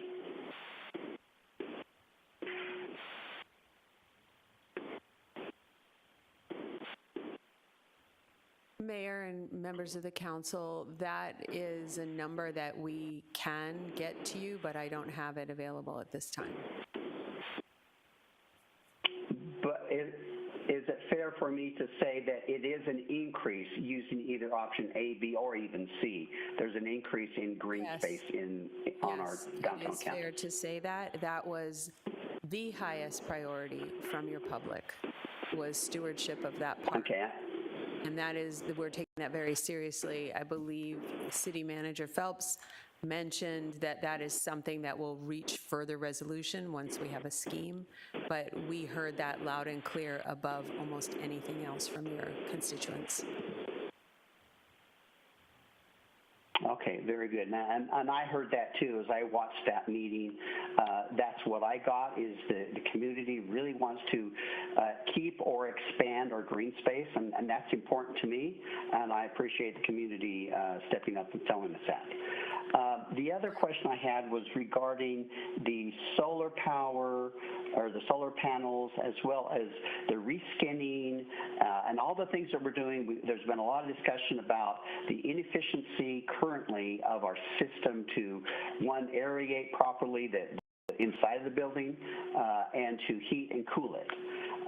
Do we have any anticipated cost savings, say in our electrical cost or other costs as a result of this remodel? And are those considered as part of a savings in the plan, or are they simply never discussed yet? Mayor, members of the council, there's absolutely a significant savings between the two, and that is something that we will bring to you as well in greater detail. I think if you are using A, B, and C as a way to sort of see this project and evaluate what the possibilities are, B is actually a better working A that saves money in the long run. It may not save exactly that money in 1 year. We will provide that data to you, but sort of the shortcut for B is to call it, you know, while we're at it, let's make sure that the building works better. Where A began with an idea of making the budget that you have provided us with work, which we can always do, but is really missing long-term viability in terms of maintenance and operations. There are hidden costs that will come up in A that will be taken care of in B. We provided a lot of information, and it's hard to, give you all that data, but I do agree that it merits further sort of exploration so we can share details with you. But the other thing about the cooling tower is that that is antiquated technology. It uses way more water than is necessary and we should be using in this day and age. And it is an eyesore. The repairs were simply repairs. It was not rebuilt. We are talking about a mechanical system that is state-of-the-art, that gets out of your public right-of-way and saves you money indeed in the long run, and we will provide you with that information. Okay, thank you. As part of that, I would like to know whether or not battery backup using our solar system is feasible. I know with our power systems, they are really encouraging that, and the reason is because to benefit the power system, the peaks and valleys of energy use are important, and a battery backup system would help that situation. And I don't know that we've even considered that, but I would like to at least know if that's a feasible option and the possible costs of doing that. Regarding, if I may, Mayor, I can see you, I'm watching you on the video, but you're about 3 seconds delayed, so I'm going to go ahead and ask a few more questions. Regarding the amount of extra that will be required from the budget, again, this goes back to my original statement. Why are we doing this in the first place? Or what are we trying to do? And what we're trying to do, in my opinion, is we're trying to make a much better, more vibrant, more productive, more economically stable downtown. Our businesses, I think, will be benefited significantly with this investment. And so do we want to shortcut it at this point in time? So Manager Phelps mentioned that there were savings from the current budget that may be applied to that. And again, I agree that we would want to know where that money would possibly come from. And there is always an opportunity cost. To answer Councilmember Tomachow's concern, there's always an opportunity cost with every dollar we spend. No matter where we spend it, there's always an opportunity to spend it somewhere else where it could do some other good. But in my opinion, our good for downtown is really critical right now. And we need to continue to improve our downtown. And this project does that. And I don't think there'll be any residents that will have a concern about investing in their downtown under A or B. And would they need their input? Well, yeah, I believe having their input, as was brought up, that we need to get the input of the community.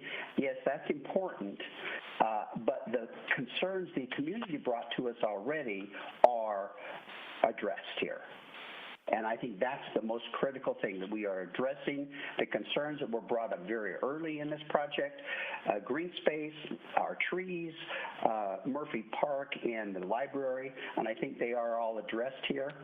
I would like to follow up on the question brought up by Councilmember Turner regarding what is going to happen to the protection for the downtown library and the other areas. Are they going to still be accessible?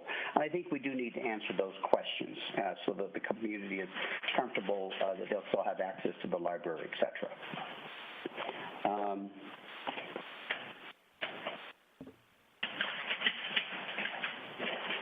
Regarding, again, going back to the question regarding the community input, and I really believe in community input, and so I really get what was being stated by the Vice Mayor, that we need to understand what the community is telling us.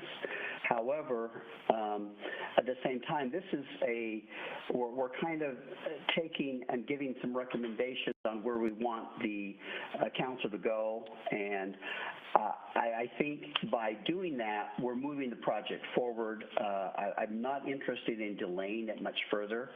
I don't think that this would take away from the ability of the community to provide input to the council regarding either A or B. But I think making the decision to move forward today is in our best interest, that the staff can then start putting together their plans so that we can then provide that to the community and say, okay, here's where we're at, here's what we would like some more input on, what do you think? And I think doing that by providing them an option today, I think will be beneficial for all. And that's pretty much the comments and questions I had at this point in time, Mayor. Thank you. All right, thank you. Thank you. I think I have quicker comments. Councilmember Malnar wrapped a lot of them up. It's almost like sitting here. I've enjoyed it, listening to the presentation, all the questions the council have. It's like I'm sitting at the model homes, looking with salesmen, listening to everything that's possible in buying a new home, and that's how I view this. They talked about a piece of the history that's so important to Murphy Park. Who remembers they had a band gazebo at Murphy Park at one time, a wooden structure? Thank you. I played the last concert before they tore it down to build Belmeteague. Not so long I've been around. And I'm thrilled the idea of having an amphitheater, and I really didn't view it as bringing very high-end entertainment coming to it, but a variety of things for the community. I think the community would appreciate it and have a chance, people that want to perform and parents and kids and anybody. Councilmember Turner mentioned high school bands. They have a variety of high school bands, regular bands, jazz bands, and I think that'd be a fine thing to have that participation with citizens in it. So I'm sitting there looking at, if I got to make a purchase of a new home, which one do I want? I would take B, would be my selection for a variety of reasons. And I know about the energy savings and getting rid of that structure on Glendale Avenue. That'd be fantastic. I didn't realize the building was so ugly until I looked at other buildings. And this is going to make a huge difference for downtown, and I think the citizens, it'll be something that they will be very proud of. Thank you, Mayor. Thank you. I've listened to everybody. Everybody makes some valid points. But we struggle with this all the time. Every time we want to make a decision, there's always a certain amount of people that want to postpone and slow the process down. And that's not always bad. It's not necessarily always good either. I think maybe I would ask our city manager the possibility of maybe posting some sort of presentation to the public, getting some input, and possibly bringing us back in the very, very near future. What is your thoughts on that, sir? Mayor, members of council, so one good thing is that we had great turnout for the public meeting. We got contact information for a vast majority of that.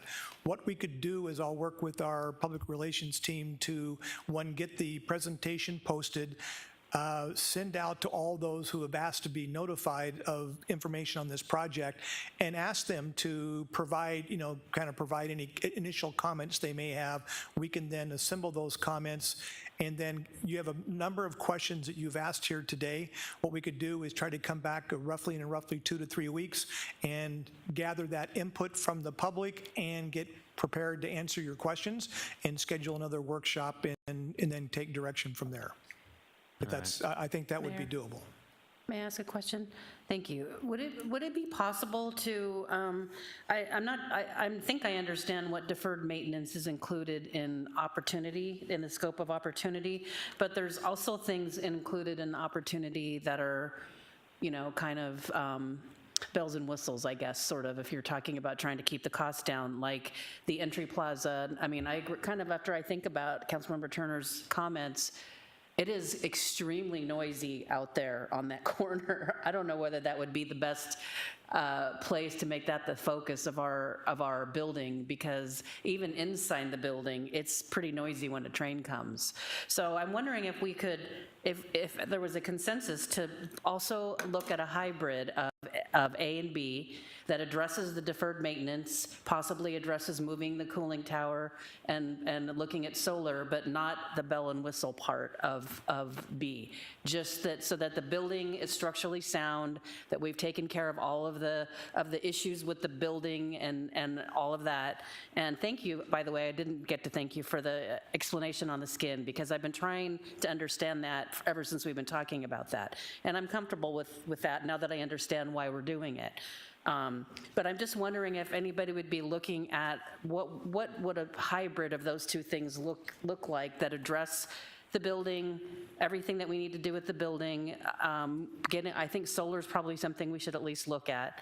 And maybe even the option of the solar, I don't know, would it cost more to put it on the parking garage than it would be because the difference between A and B, it also addresses the issues with the roof.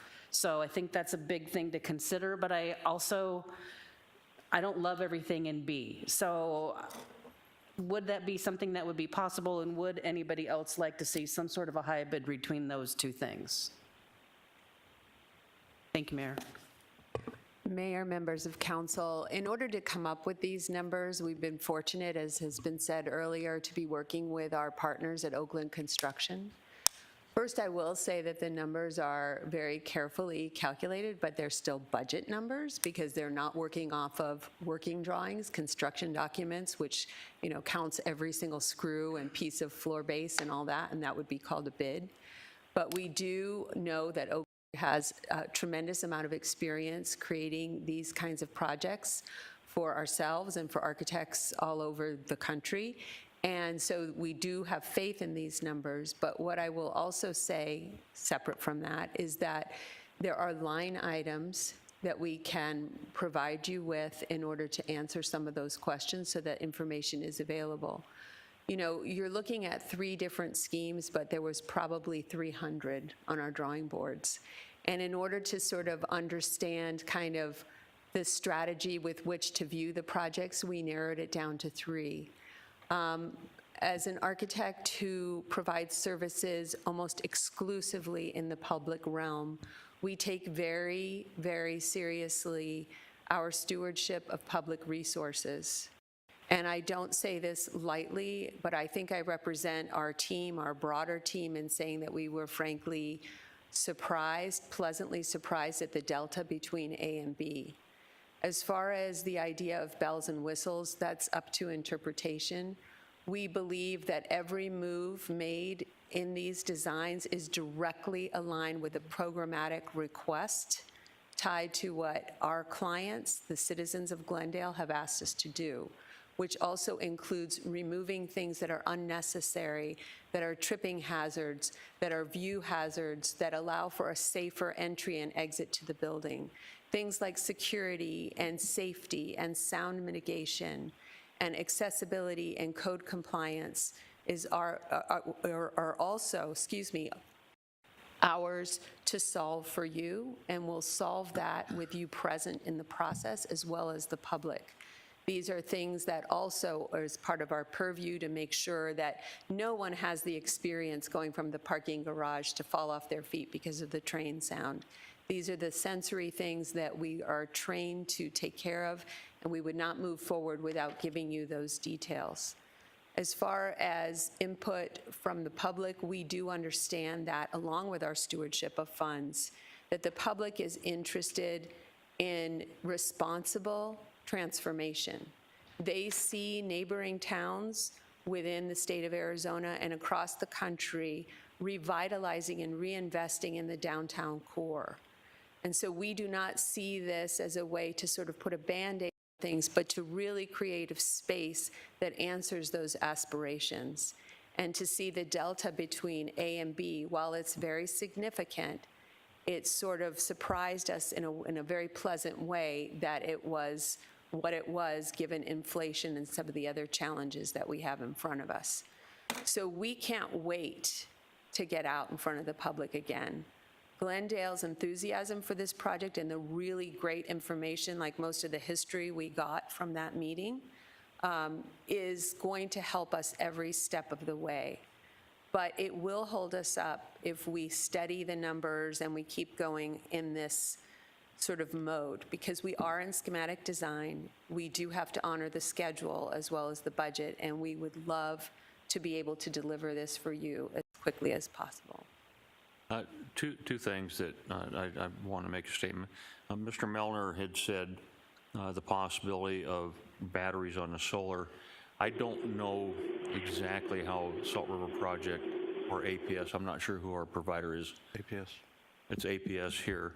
But I understood that at one point business was totally different than homes.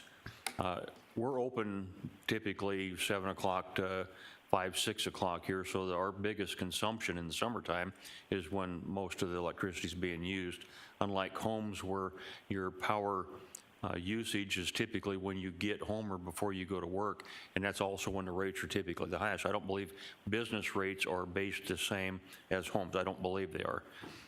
My thought is, rather than putting money into batteries, I don't know why we couldn't have you possibly think of doing both the parking garage, because I brought that up myself years and years ago. both in helping our vehicles that sit on the roof, protecting them, giving them some more life, but also providing more energy, along with putting solar panels on as we originally talked. So that was a couple thoughts that I had, but I guess I'd ask the council at this point, is there a consensus of what Mr. Phelps said, bringing us back in 2 or 3 weeks with some more information and the public being addressed and notified sort of what we're doing, along with the possibility of maybe you can come up with a couple different scenarios for us. Not major stuff, but just some of the things that we talked about. Mayor, if that would include the idea, if we went with the scope in B, how we would fund that, before I would be ready to move on that, $22.7 million is a lot of money. Anyway, I so, believe, anyway, yeah. thank you. Mayor? Yeah, I just want to clarify. Councilmember Malinar had a great question. He asked it, and our architects confirmed yes, but I'm not too sure. I looked all through this packet.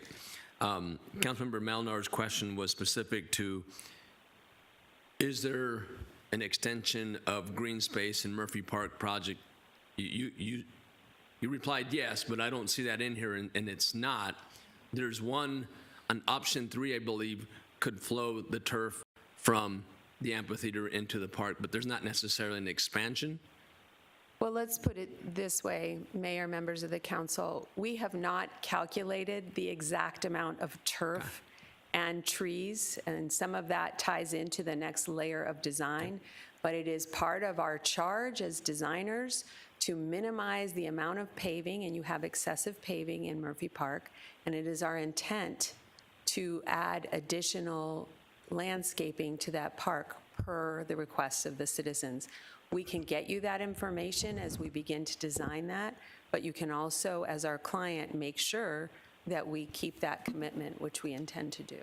Thank you, and I just want to be clear again, that's because the meeting that was held here by the city, most of the emphasis for citizens is Murphy Park. And today's presentation does not include Murphy Park. It includes an overview of it, but not actual designs where citizens can pick that apart. So I agree, we need to have, and you just described, Mr. Phelps, a way we can go back quickly but have some input from citizens, because that is really important to me. And so I could give consensus to move to include our citizens' input. That's really, really important. Thank you. Go ahead. Thank you, Mayor. I am willing to, I'm not willing to provide direction today. I am willing to have it come back before us in 2 to 3 weeks or 4, whatever is appropriate to give our citizens time to have input. I think it's also important that we're mindful that not all citizens are on the computer all day long like a lot of us are, and perhaps even the demographic that's most concerned about this park and this project are probably less likely to be. And so we need to have an opportunity where they have more than a website to go to, and that if they want material in hard copy, that it can be mailed out to them, those sorts of things. You mentioned that how helpful the public meeting that we had was, and I agree with that, having watched it, and particularly the feedback I got from residents about that they thought it was a good meeting and well done, except for the technology side of it. Trying to voice their opinions using their cell phone doesn't work for everybody.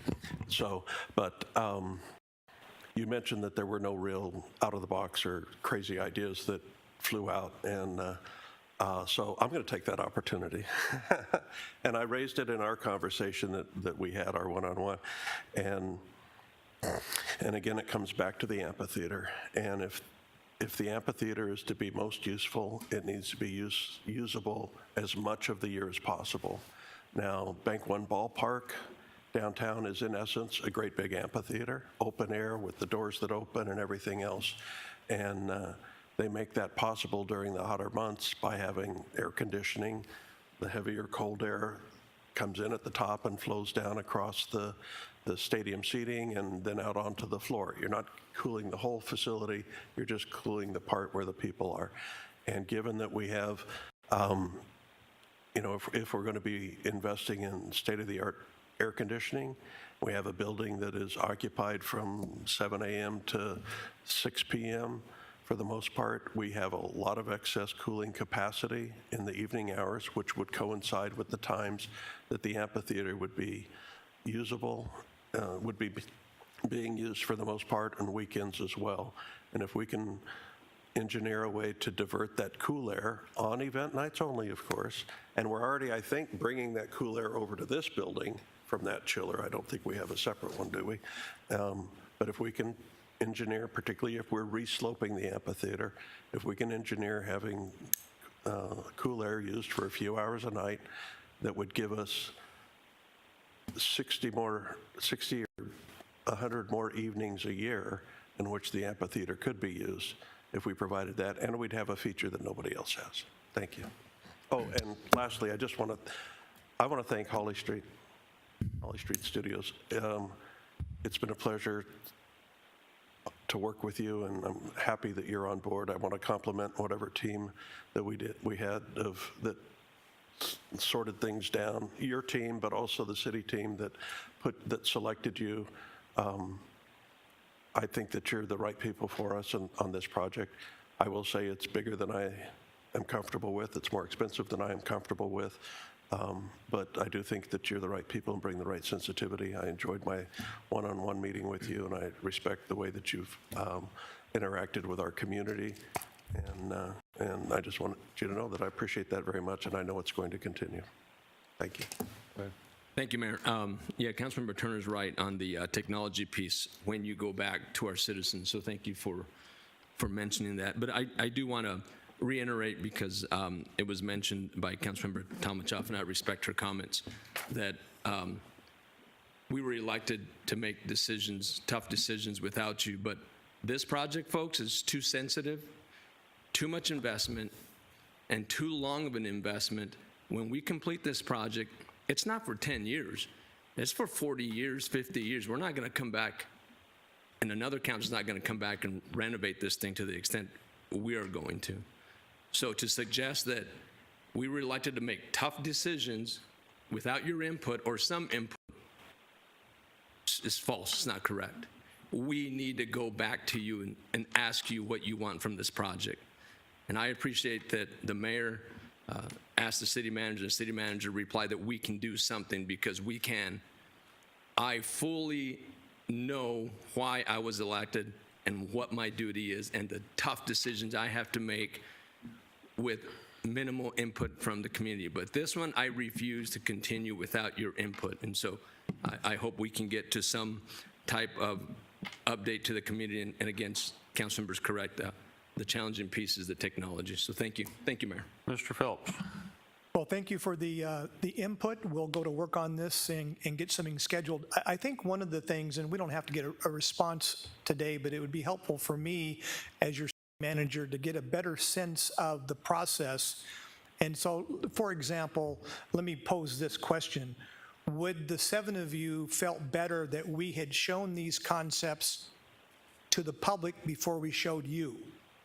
That's the kind of the dilemma that we get into agree. I work for you, and at the end of the day, you determine the process, but understand the complexity of trying to be very responsive to what the public, and I agree that the public, this is their project, we want them to have ownership, but just asking that basic question, would you wanted me to have had this presentation made publicly to that group?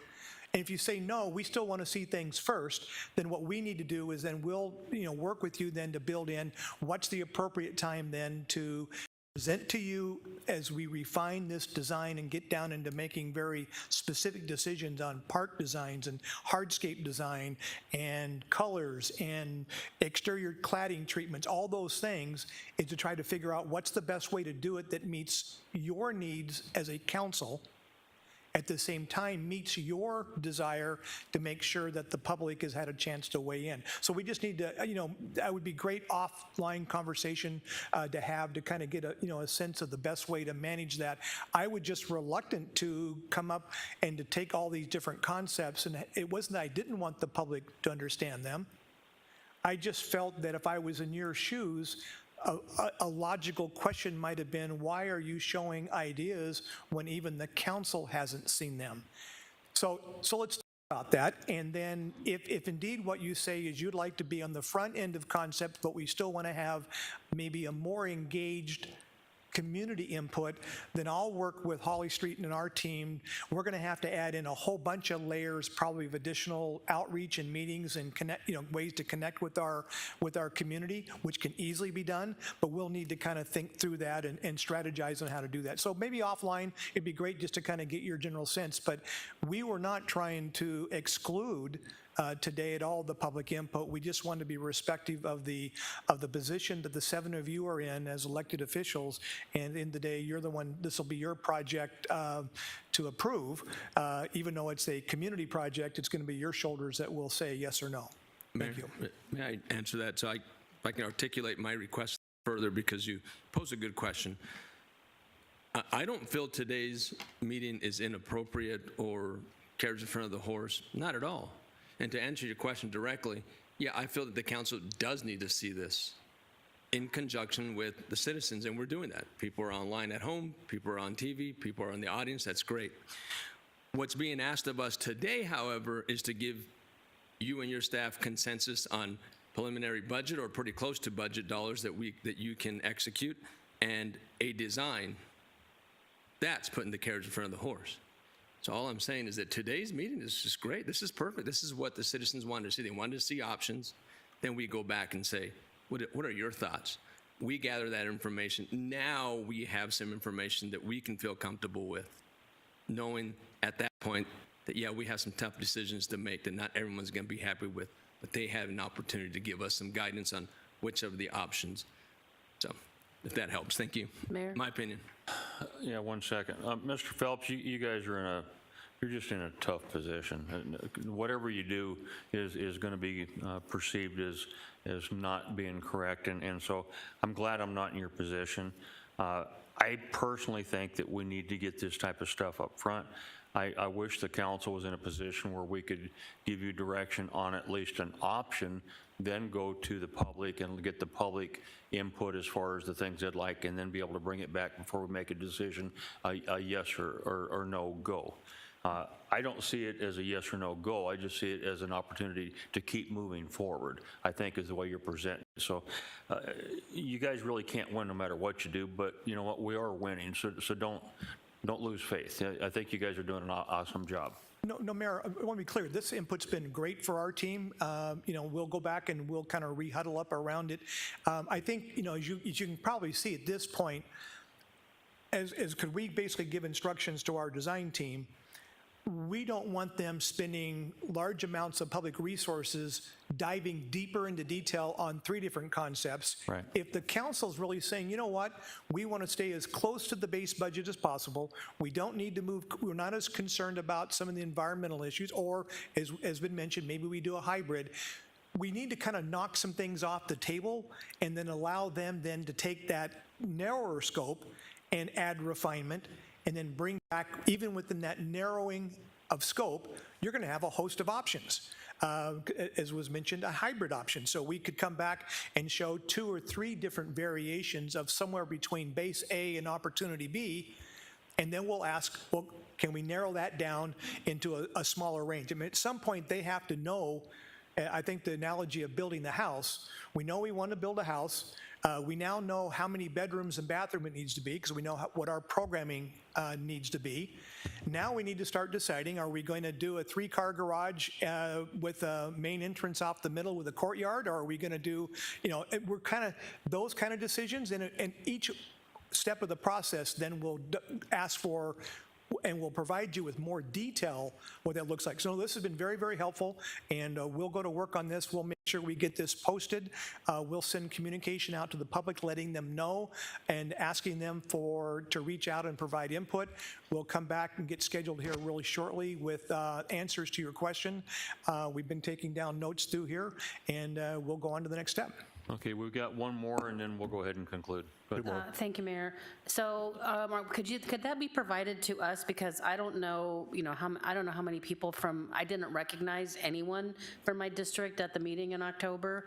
but, I mean, this is a city, it's going to be funded by taxpayers citywide, so I'd like to have a survey available to send to the Cholla residents as well, and then we can also kind of have an idea of, I mean, while everybody's opinions, if you're getting, you know, downtown and Beryl, and it's kind of hard to decipher, I mean, obviously, it probably means more to downtown than anybody else, but it's a big investment. It's an investment, as we said, into the future.